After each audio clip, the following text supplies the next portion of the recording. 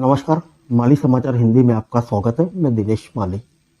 मैंने आंदोलन में हिस्सा लिया और जेल भी गया।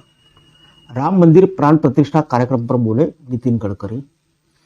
आइए जानते हैं विस्तार से। 5 राज्यों में विधानसभा चुनाव के बीच 22 जनवरी को अयोध्या में राम मंदिर का अभिषेक समारोह होने जा रहा है। इसको लेकर केंद्रीय मंत्री नितिन गडकरी ने कहा कि यह एक बड़ी उपलब्धि है जिसका इतिहास हम कभी नहीं भूल सके। उन्होंने आगे कहा कि मैंने खुद अयोध्या के राम मंदिर आंदोलन में हिस्सा लिया था और जेल भी गया था। भगवान राम हमारे इतिहास, विरासत और संस्कृति का प्रतीक है। भारतीयों को इससे ज्यादा खुशी क्या होगी। भारतीय जनता पार्टी के वरिष्ठ नेता ने कहा कि मिजोरम में उनकी संख्या बढ़ेगी और तेलंगाना चुनाव में भी अच्छा स्कोर करेगी।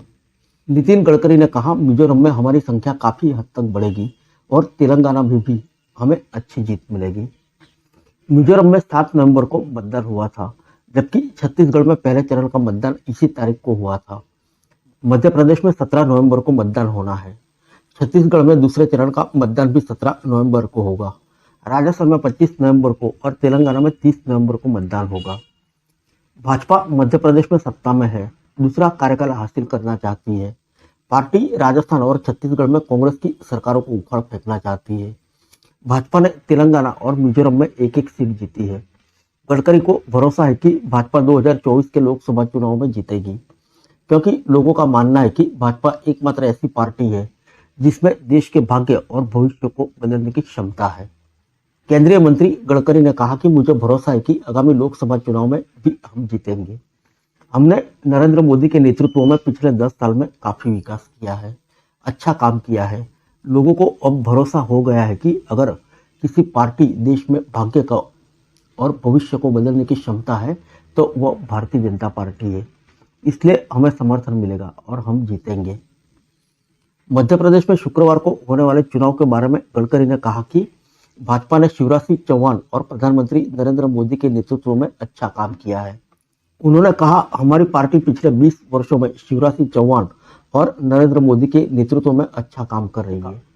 संयुक्त सरकार का डबल इंजन विकास के अच्छे काम कर रहा है, इसलिए मध्य प्रदेश में हमारी जीत तय है। राहुल गांधी की मध्य प्रदेश में कांग्रेस पार्टी का तूफान आने संबंधी बयान पर टिप्पणी न करने का विकल्प चुनते हुए गडकरी ने कहा कि उन्हें यानी राहुल गांधी को जो बोलने का अधिकार है वो बोले। उन्होंने जो कहा मैं उस पर टिप्पणी नहीं करूंगा।